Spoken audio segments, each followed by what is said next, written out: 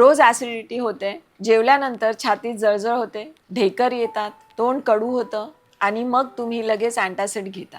थोडा वेळ बरं वाटतं, पण दुसऱ्या दिवशी पुन्हा तीच समस्या. मग प्रश्न असा आहे, ॲसिडिटी खरंच पोटातील जास्त ॲसिडमुळे होते का, की त्यामागे दुसरं काही कारण असतं? आज मी तुम्हाला ॲसिडिटीचे खरं कारण आणि त्यावर काय उपाय करता येतात हे अगदी सोप्या भाषेत सांगणार आहे. हा व्हिडिओ शेवटपर्यंत नक्की बघा, कारण शेवटी मी एक अशी चूक सांगणार आहे जी ॲसिडिटीच्या रुग्णांकडून नकळत होते. नमस्कार, मी doctor Swati Deshmukh, homeopathic consultant. आरोग्याशी संबंधित सोपी आणि उपयुक्त माहिती घेऊन मी नेहमीच तुमच्या समोर आले आहे. आजचा विषय आहे ॲसिडिटीचे खरं कारण आणि त्यावर उपाय. सर्वात आधी एक गोष्ट समजून घेऊया. आपल्या पोटात ॲसिड तयार होणं ही वाईट गोष्ट नाही. उलट अन्न पचवण्यासाठी ते आवश्यक असतं. समस्या ॲसिड तयार होण्यात नसतेच. जेव्हा पोटातील ॲसिड वर अन्ननलिकेत येऊ लागतं तेव्हा छातीत जळजळ, आंबट ढेकर, घशात जळजळ अशी लक्षणे दिसतात. पहिलं कारण वेळेवर जेवण न करणे, सकाळचा नाश्ता टाळणे, दुपारचं जेवण उशिरा करणे, खूप वेळ उपाशी राहणे.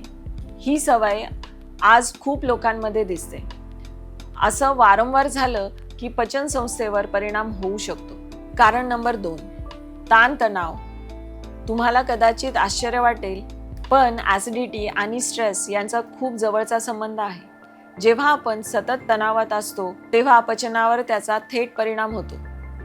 अनेक रुग्ण सांगतात, डॉक्टर, टेन्शन वाढलं की ॲसिडिटी वाढते. कारण क्रमांक 3, जास्त चहा, कॉफी, मसालेदार पदार्थ.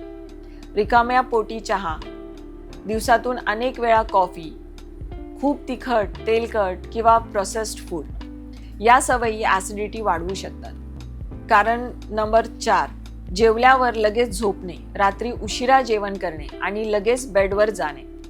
ही एक खूप कॉमन चूक आहे. यामुळे पोटातील ॲसिड वर येण्याची शक्यता वाढते. कारण क्रमांक 5, वजन वाढणे. पोटाभोवती चरबी वाढली असेल तर पोटावर अतिरिक्त दाब येतो. त्यामुळे ही ॲसिडिटी आणि रिफ्लेक्सची समस्या वाढू शकते. मग उपाय काय? पहिलं म्हणजे जेवण वेळेवर करा. मोठ्या गॅपने खाण्यापेक्षा थोडं थोडं खाणं चांगलं. दुसरं, रिकाम्या पोटी चहा किंवा कॉफी घेणं टाळा. तिसरं, जेवल्यानंतर किमान 2 ते 3 तास लगेच झोपू नका.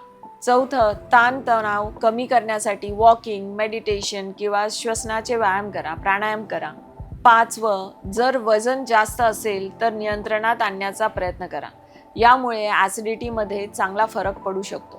होमिओपॅथीमध्ये ॲसिडिटी हा फक्त पोटाचा आजार नाही. प्रत्येक व्यक्तीमध्ये त्याची कारणं वेगळी असू शकतात.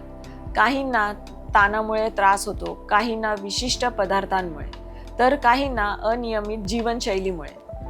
होमिओपॅथीमध्ये रुग्णाची संपूर्ण प्रकृती, सवयी, मानसिक स्थिती, लक्षणे लक्षात घेऊन उपचारांचा विचार केला जातो. जर तुम्हाला वारंवार छातीत जळजळ होत असेल, आंबट ढेकर येत असतील, घशात जळजळ होत असेल, जेवल्यानंतर त्रास वाढत असेल, तर फक्त तात्पुरता आराम मिळवण्यापेक्षा त्यामागचं खरं कारण शोधणं महत्त्वाचं आहे. कारण ॲसिडिटी ही अनेकदा शरीराने दिलेली एक वॉर्निंग असते. मी डॉक्टर स्वाती देशमुख.